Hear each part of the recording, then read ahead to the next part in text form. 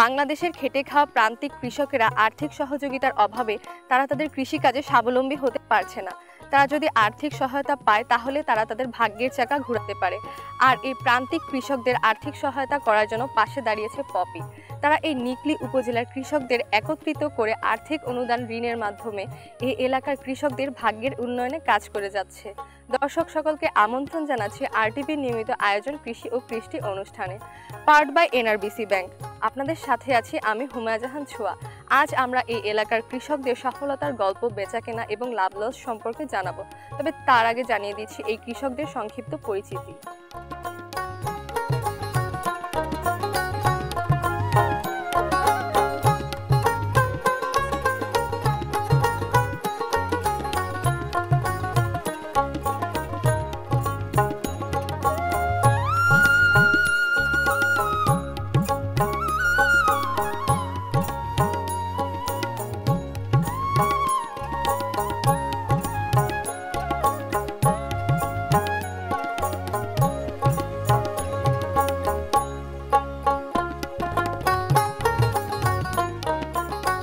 আসসালামু আলাইকুম। ওয়ালাইকুম সালাম। আসসালামু আলাইকুম। ওয়ালাইকুম আসসালাম। কেমন আছেন ভাই আপনি? ভালো আছি। আপনি তো বেশ কিছুদিন ধরে কৃষি কাজ করছেন। আপনি কবে থেকে আপনার এই কৃষি কাজটা শুরু করেছিলেন? 2022 থেকে করছি। মানে আপনি পপি অফিস থেকে কিছু অনুদান পাচ্ছি। আচ্ছা। লোন আনছি। জি। আমাদের জমি হলো 26 কাঠার মতন। আচ্ছা। আছে। প্রথম বছর করছিলাম 4 কাঠা, 8 কাঠা। 8 কাঠা করার পরে তো মানে কিছু লাভবান হয়েছে। তারপর করছি আবার এই বছর বাড়তি করছি জমি করার পরে এই বছর মানে 50,000 টাকার মতো লোন আনছি। 50,000 টাকা লোন। আমার তারপরে কি কৃষি কাজ করে এই লোনগুলো পরিশোধ করেন? জি জি, কৃষি কাজ করে ঋণগুলো পরিশোধ করি। কিছু লাভ হয়, মানে কিছু আমাদের সংসার তলে খরচ হয়। আচ্ছা। দোকান থেকে আনি, দোকানে দেই কিছু। এবার কিছু আয়। প্রথমে কতটুকু জমি নিয়ে আপনি আপনার এই কৃষি কাজটা শুরু করেছিলেন? 8 কাঠা। 8 কাঠা জমি দিয়ে প্রথমে কি চাষ করেছিলেন? প্রথমে চিচিঙ্গা করেছিলাম। চিচিঙ্গা। তারপরে কি করেছেন? তারপর মানে লাউ মিষ্টি কুমড়া করছিলাম। আচ্ছা। চিচিঙ্গা করি। এবছর করলা করছি। জি। উদ্দা করছি। কি আছে এবছর? কি আছে? এবছর আছে করলা, চিচিঙ্গা। ভাই, আপনি তো প্রথমে আপনার নিজের টাকা দিয়ে কৃষি কাজ শুরু করেছিলেন। তারপর তো আপনি পপি থেকে লোন নিয়েছেন। লোন নিয়ে তারপরে আপনি আবার কৃষি কাজটা শুরু করেছেন। তো আপনার আগের চিত্রটা কেমন ছিল আর এখনকার চিত্রটা কেমন? কোনটা বেশি ভালো? আগের থেকে মানে একটু পরিবর্তন হয়েছে, মানে আয় উন্নতি কিছু করতে পারছি। তখন এই বছর মনে করেন যে বছর জমিতে এই বছর ঠান্ডা তো বেশি গেছে, শীত বেশি গেছে। জি। শীতের কারণে এই বছর আমরা কৃষক ভাইরা যারা আছি এবছর কিছু মাইরে মানে পুরা মতে মানে আমরা সালানটাও তখন তুলতে পারছি না। পরবর্তী আল্লাহ আশা করতে যে পরবর্তী আল্লাহ মানে এবছর আয় উন্নতি করতে পারবেন। আচ্ছা ভাইয়া, আমি তো জানি যে বছরের অধিকাংশ সময় হাওরে অনেক পানি থাকে। তো তখন আপনারা কিভাবে আপনাদের এই কাজটা করেন? মানে পানি ফুকায় ছাড়লে কার্তিক মাসে আমরা বীজ আনি প্যাকেট করি বা জমিতে বীজ লাগাই ছাড়লে আমরা ফুটে পুষ মাসে বা মাঘ মাসে গিয়ে আমরা ফলন উঠে বিক্রি করে খাই। কিছু মানে দোকানে দিই, আমরা দোকানতে সার মারি আনি দোকানে দেওয়ান লাগে। ভাইয়া, আপনি তো বেশ কিছুদিন ধরে কৃষি কাজ করছেন। আপনি কৃষি কাজ করে পরিবার নিয়ে কিভাবে চলছেন? চলছি আল্লাহর রহমতে, মোটামুটি ভালো দিকে আল্লাহর রহমতে আগাইছি। আল্লাহর রহমতে আল্লাহ আগাইছি দিকে আল্লাহর রহমতে ফলন করিয়া লাভবান মোটামুটি খুব ভালো হয়েছে। আল্লাহর রহমতে আগের থেকে খুব ভালো আছে। আচ্ছা, আপনি তো এখানে করলা চাষ করেছেন, চিচিঙ্গা চাষ করেছেন। করলা কতটুকু জমিতে চাষ করেছিলেন? করলা করছি আপনার 12 কাঠা। 12 কাঠা। চিচিঙ্গা করছি 12 কাঠা। ওই 12 কাঠা। আচ্ছা, ওখানে কি ফুল এসেছে? মানে ফুল আসার পরেই মূলত কাজটা ফুল আসার পরে দুই মানে চিচিঙ্গা করলা এইসব হয়। ফুল আসে, ফুলের সাথে একটা করা আসে। আচ্ছা। একলি মেয়ে একলি মেদি। আচ্ছা, মানে একটা ছেলে একটা মেয়ে। তারপরে কি আপনি কি এগুলা বাজারে দেন? জি জি, বাজারে বিক্রি করি। ব্যাপারী আসে, মাঠে কিনে নিয়ে আমরা নিজেও লয়ে যাই মাঠে বাজারে বিক্রি। নিজেও বাজারে নিয়ে বিক্রি করেন। আচ্ছা, আপনার কি মনে হয় আপনি কি কৃষি কাজ করে সফল হয়েছেন? জি, সফল হয়েছি। আচ্ছা, আপনার কি মনে হচ্ছে এবছর এখান থেকে কেমন ফলন হবে?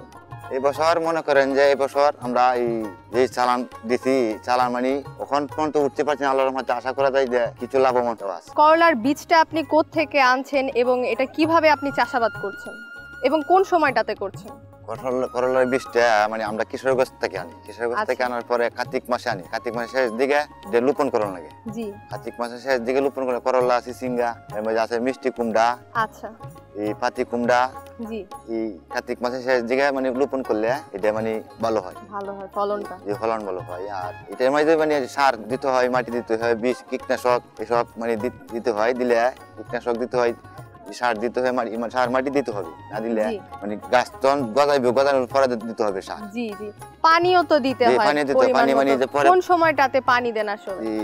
সারারি যখন অতটুক সেন হয়, অতটুক সেনের পরে দেয় এটা হাত পানি পানি লাগে, মানে কলসি দানি বা বালতি দানি আনিয়া গঙ্গার থেকে পানি নিয়ে গাছের গুড়ি দিতে হয়। দেওয়ার পরে গাছ যখন একটু বড় হবে, 2 হাত 3 হাত নামবো হবে, তখন দিতে হবে পানি দেয়।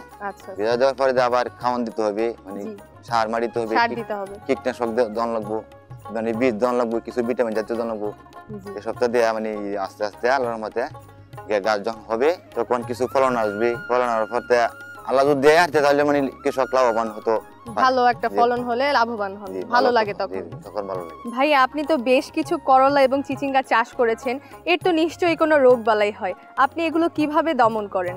কীটনাশকের মাধ্যমে আমরা তো এই সিজেন্টার কোম্পানির ওষুধ ব্যবহার করি, সিজেন্টার কোম্পানির ওষুধ ব্যবহার করি। মনে হয় ছোট থাকতে চারা যখন ছোট থাকে, হ্যাঁ তখন শ্রমিকগণ, কেরাটিয়া, আলিকা এসব দিয়ে মানে আমরা এই দমন করতে হয়। এরপরে পরবর্তী দিতে হয় রেডিমেড গোল, ভিটামিন জাতীয়, এসব দিয়ে আমরা এই করি।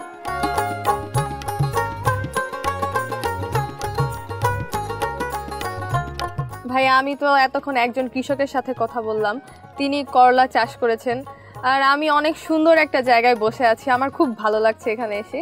আমি দেখতে পাচ্ছি আপনি চিচিঙ্গা চাষ করেছেন, কবে থেকে আপনি শুরু করেছিলেন আপনার এই কাজটা? এই কাজটা আমি 5 বছর ধরে করতেছি। আচ্ছা 5 বছর ধরে করছেন, কতটুকু জমি নিয়ে শুরু করেছেন? প্রথম করছিলাম 70%। আচ্ছা এখন কতটুকু আছে?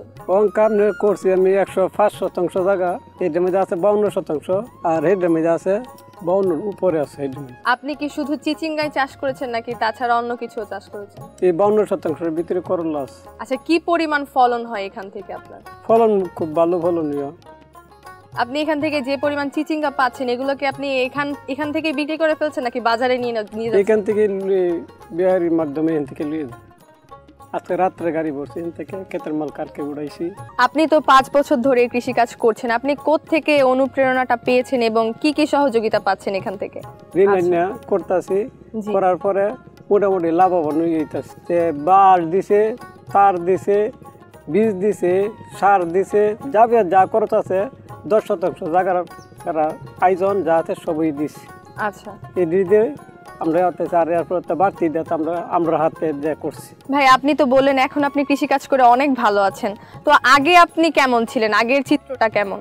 আগের চিত্রটা আপনার সারা দিন লাগতে টিলার পাইছি, যে সময় টিলার সিজন আছে টিলার পাইছি, গৃহস্থের সময় হলে ধান গৃহস্থ করছি। বর্ষা 6 মাস সারা রাত্রে জাল বান লাগে, সারা রাত্রে জাল বাই আবার ঘুমা থাকিয়া দিনের বেলা অল্প একটু ঘুমাইছি। দ্বিতীয় থেকে মাছ চাষ করতাম, মাছ চাষ করে সারা রাত্রে জাল বাউন লাগে। আর এবার অনেক পরিশ্রম করে লেওয়ারা বেশি করতেছি না, লেওয়ার বর্তমান করতেই পারছি সংসারের দিকে হইরা পোলা ভান্ডারও কিছু লেওয়ারা করাইতেছি বা করতেছি কইরা অঙ্কা 5 বছর আগে থেকে অঙ্কা কৃষি কাজে ঢুকছি পর থেকে মোটামুটি অঙ্কা বলা উন্নতির দিকে যাইতেছি। দর্শক, আমাদের দেশের সরকারি এবং বেসরকারি প্রতিষ্ঠানগুলো বা সংস্থাগুলো যদি আমাদের কৃষকদের পাশে এসে দাঁড়ায় তাহলে আমাদের কৃষির চিত্র বদলে যাবে। যেমন তার উৎকৃষ্ট প্রমাণ হচ্ছে আমাদের আজকের কৃষক, তিনি আর্থিক সহায়তা পেয়ে অনেক কাজ করেছেন, কৃষিতে অনেক উন্নয়ন করেছেন। ভাই আপনি তো এখানে চিচিঙ্গা চাষ করেছেন, আপনার মতো কি এখানে আরো অনেক কৃষক আছে যারা অন্য কিছু চাষ করেছেন? চাষ করছে, লতি করছে, না করলা করছে, চিচিঙ্গা করছে, ধান করছে, ভুট্টা করছে, এর পিছনে আবার লতিয়া করছে। আচ্ছা, তারাও কি পপি সংস্থা থেকে আর্থিক সহায়তা পেয়েছে? আমরা তাহলে আরেকজন কৃষকের সাথে কথা বলে আসি। ঠিক আছে।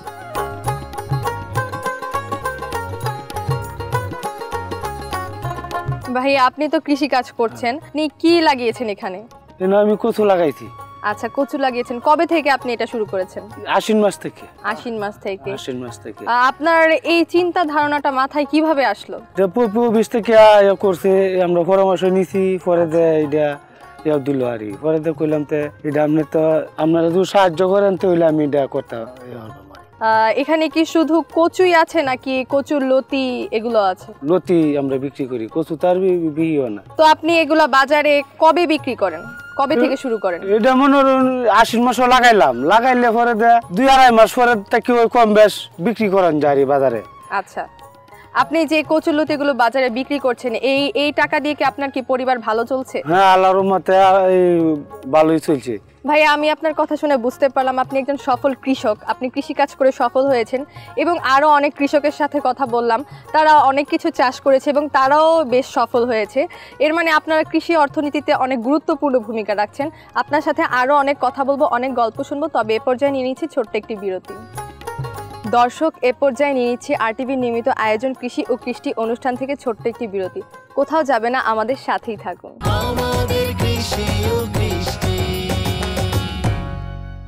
দর্শক, বিরতির পর ফিরে এলাম আরটিভির নিয়মিত আয়োজন কৃষি ও কৃষ্টি অনুষ্ঠানে, পাওয়ার্ড বাই এনআরবিসি ব্যাংক। এবার আপনাদের জন্য রয়েছে কৃষি প্রশিক্ষণ সেগমেন্ট।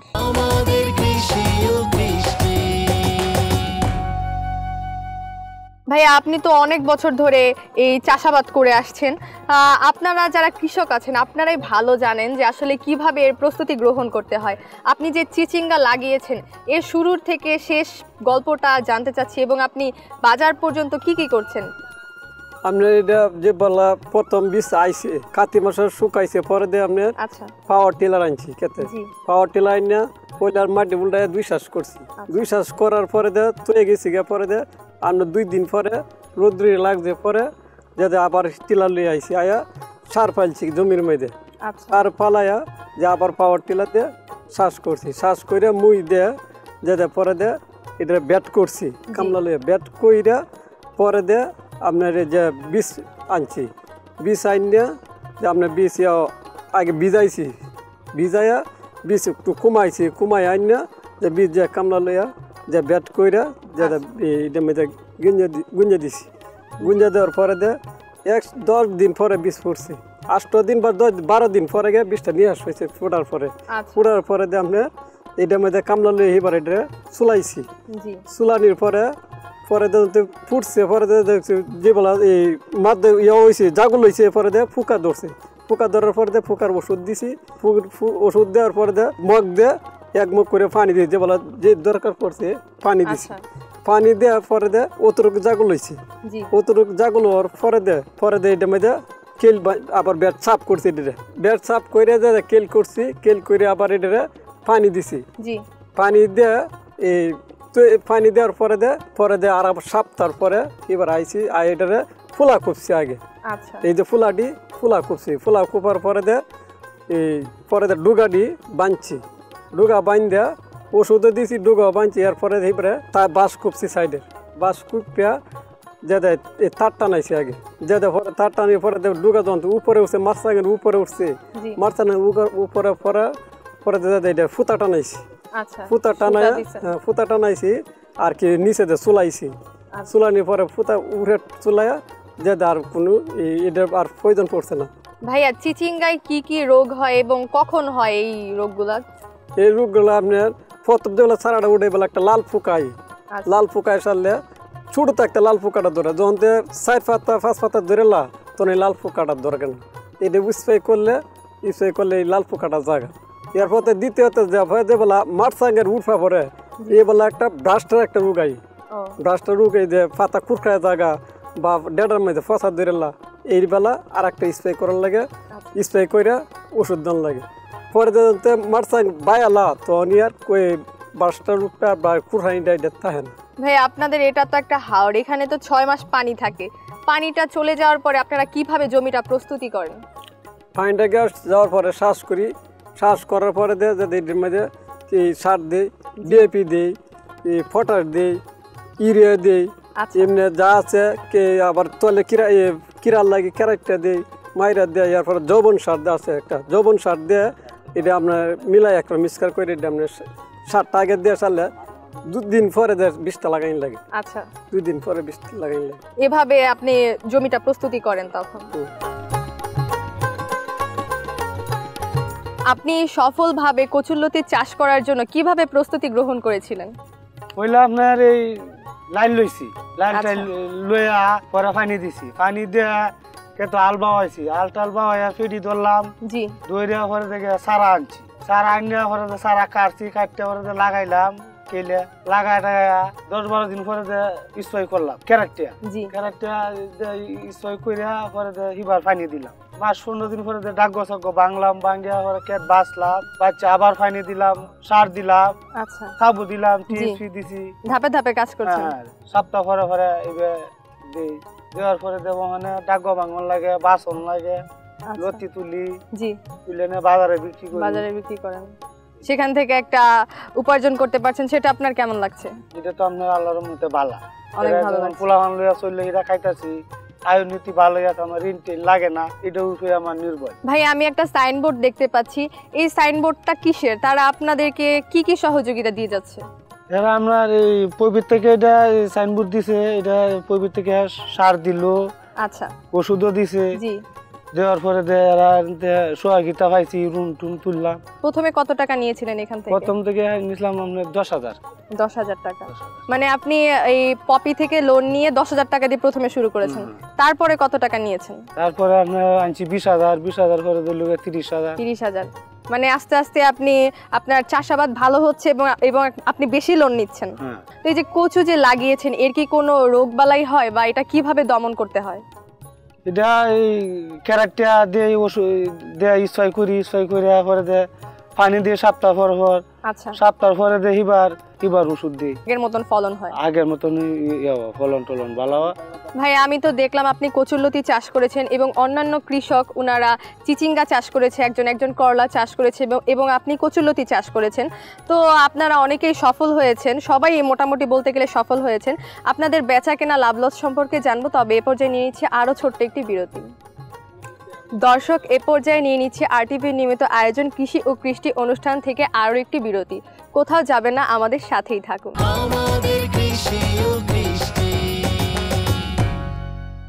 দর্শক, বিরতির পর আবারও ফিরে এলাম আরটিভির নিয়মিত আয়োজন কৃষি ও কৃষ্টি অনুষ্ঠানে, পাওয়ার্ড বাই এনআরবিসি ব্যাংক। এবার আপনাদের জন্য রয়েছে কৃষি বাজার সেগমেন্ট।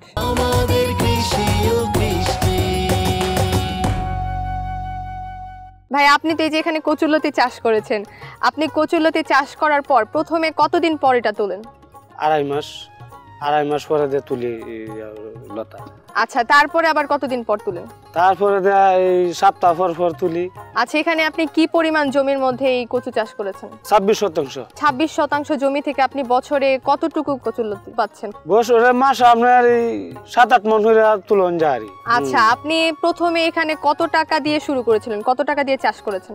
প্রথম আপনার 4,000 টাকা লয়া লাগছে আর 4,000 টাকা দিয়ে শুরু করেছেন। আর এখন আপনি কি পরিমাণ টাকা পাচ্ছেন এখান থেকে? ওখানে আপনার এই মাসা 15-16,000 টাকা পাওয়া যায়। 7 মাসে বুঝতে পারছি আপনার এখান থেকে প্রায় 1,12,000 টাকা থেকে 14,000 টাকার মতো প্রায় লাভ থাকছে। আমি ধরলাম 1 লাখ টাকার মতোই থাকছে এখানে। 1 লাখ টাকা না তো, আমার 80-90,000 টাকা থাকলে আমার চলে। আচ্ছা, আপনার তো এখানে পপি সংস্থা থেকে একটা সাহায্য সহযোগিতা পেয়েছেন, আপনারা যে বাজারে এটা বিক্রি করছেন, তারা কি এই ক্ষেত্রে কি কোনো সাহায্য সহযোগিতা করছে? করছে। এই আমরা বাজারে যাওয়া লাগে না, আমরা খেতে মাল বিক্রি করে লাই, এখান থেকে বিক্রি হয়ে যাচ্ছে। ভাই, আপনি তো বললেন যে আপনারা পপি সংস্থা থেকে অনেক সাহায্য সহযোগিতা পেয়েছেন, তারা আপনাদেরকে আর্থিক অনেক সহায়তা করেছে এবং বিভিন্ন অন্যান্য কাজের সহযোগিতা করেছে। তো আমি এখন একটু পপি সংস্থার প্রতিনিধি ভাইয়াদের কাছ থেকে জেনে আসতে চাই যে তারা আপনাদেরকে কি কি সহযোগিতা করেছে বা কিভাবে বাজার ব্যবস্থাপনা মনিটরিং করছে। ভাই, একটু আপনারা আসেন তো।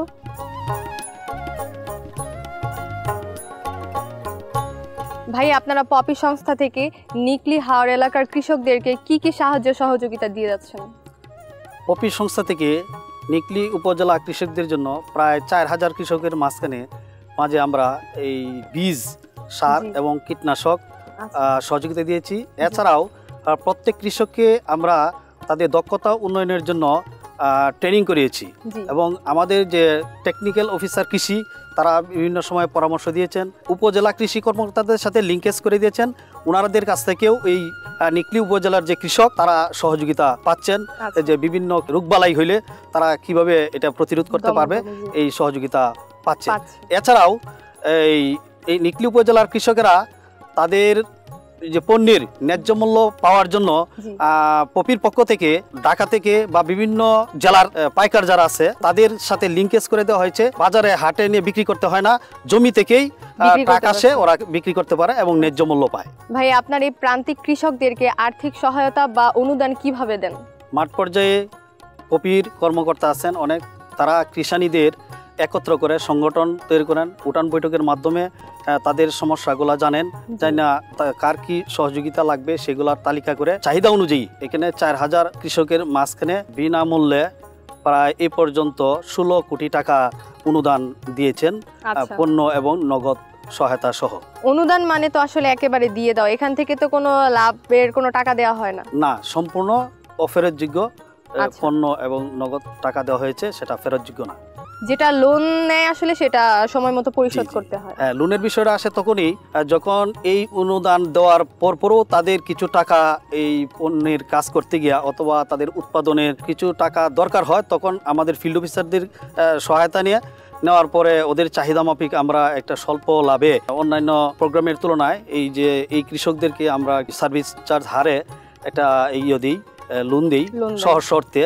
এই লোনের মাধ্যমে ওরা তাদের কাজগুলা সঠিকভাবে করতে পারে। তার মানে কি মনে হচ্ছে আপনার যে কৃষকরা উন্নত করতে পেরেছে এবং তারা তাদের কাজে সফল হয়েছে? আমি এই এলাকায় দেখেছি যে কৃষকেরা শুধু ধান চাষ করত, এই সবজি চাষের বিষয়ে তাদের কোনো ধারণা ছিল না।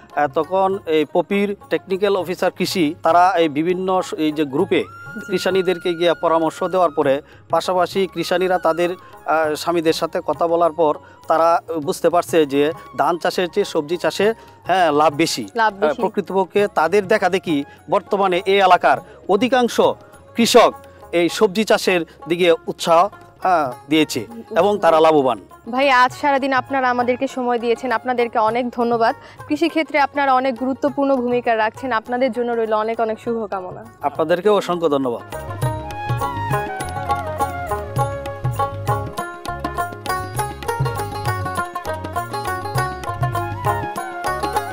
আজ সারাদিন আমরা নিকলি উপজেলার প্রান্তিক কৃষকদের চাষাবাদ দেখলাম এবং তাদের সফলতার গল্প শুনলাম। তারা সবাই কৃষিকাজ করে সফল হয়েছেন। এসব প্রান্তিক কৃষকদের ভাগ্যের উন্নয়নে সরকারি মন্ত্রণালয়ের পাশাপাশি যদি বেসরকারি সংস্থা বা প্রতিষ্ঠানগুলো তাদেরকে আর্থিকভাবে সাহায্য সহযোগিতা করে থাকে তাহলে তারা অনেক উপকৃত হবে। তাদের জমিতে বিভিন্ন ধরনের আধুনিক চাষাবাদে তারা কৃষি অর্থনীতিতে গুরুত্বপূর্ণ ভূমিকা রাখতে পারে। দর্শক, আজকের মতো এখানেই বিদায় নিয়ে নিচ্ছি আমি হুমায়রা জাহান, ছোঁয়া RTVর নিয়মিত আয়োজন কৃষি ও কৃষ্টি অনুষ্ঠান থেকে, পাওয়ার্ড বাই NRBC ব্যাংক। আপনারা যারা সফল কৃষক বা খামারি আছেন, আপনারা আপনাদের সফলতার গল্প তুলে ধরতে পারেন RTVর পর্দায় এই নাম্বারে 01878184077। আগামী পর্বে দেখা হবে নতুন কোনো এক সফল কৃষক বা খামারির সফলতার গল্প নিয়ে। সে পর্যন্ত সবাই ভালো থাকবেন, সুস্থ থাকবেন এবং RTVর সাথেই থাকবেন। আল্লাহ হাফেজ।